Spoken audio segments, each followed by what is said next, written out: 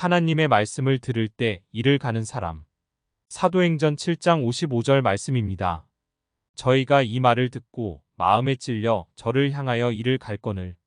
스데반이 성령이 충만하여 하늘을 우러러 주목하여 하나님의 영광과 및 예수께서 하나님 우편에 서신 것을 보고 말하되 보라 하늘이 열리고 인자가 하나님 우편에 서신 것을 보노라 한데 아멘. 하나님의 말씀을 증거할 때 믿는 사람이나 믿지 않는 사람이나 모두 좋아하면 말씀을 올바르게 증거하지 않고 있을 가능성이 큽니다. 스데반이 성령 충만하여 하나님의 말씀을 전할 때 듣는 사람들이 이를 갈았다고 합니다. 베드로 역시 하나님의 말씀을 증거하니까 죽이려고 하였습니다. 하나님의 말씀은 믿는 사람이 들으면 평안함이 임하게 되고 뱃속에서 생수와 같은 기쁨이 올라오게 되지만 믿지 않는 사람이 듣게 되면 짜증이 나고 이가 갈리고 분노가 일어나게 됩니다. 교인들 중에도 두 가지의 반응이 나타납니다. 하나님께서 책망하시고 심판하시는 말씀은 듣지 않으려고 하고 축복의 말씀만 들으려고 하는 사람이 있습니다. 그러기에 목회자들이 늘 축복의 말씀을 전하는 것에 비중을 많이 두게 됩니다. 올바르게 하나님의 말씀을 증거할 때 하나님의 영광을 볼 수 있으며 예수님께서 하나님의 우편에 서신 것을 볼 수 있게 됩니다.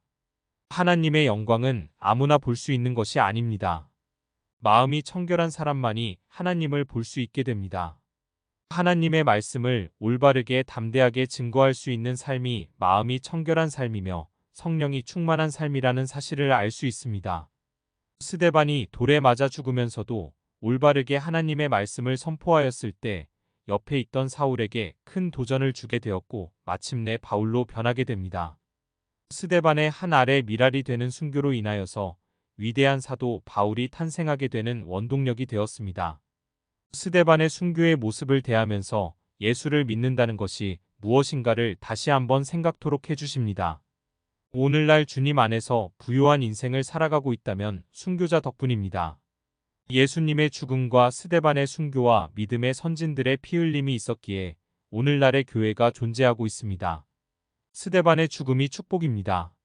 주님을 위해서 무엇을 하고 살았느냐가 나의 축복이 됩니다. 고린도후서 5장 15절 말씀입니다.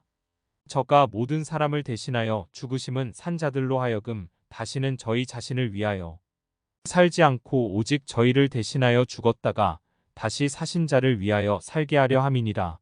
나의 남은 삶을 어떻게 살아야 하는가를 생각해보는 시간입니다.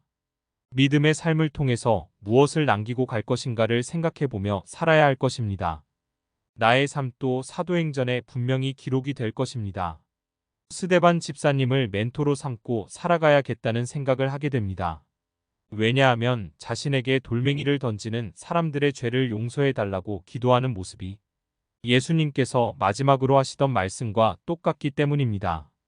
하나님의 영광을 보며 예수님이 하나님 우편에 서신 것을 보고 주 예수여 내 영혼을 받아주시옵소서라고 고백하며 나를 돌로 쳐 죽이려고 하는 사람까지도 용서하고 하나님께 갈 수 있는 사람이 복 있는 사람이라는 사실을 보여주심에 감사를 드리는 아침입니다.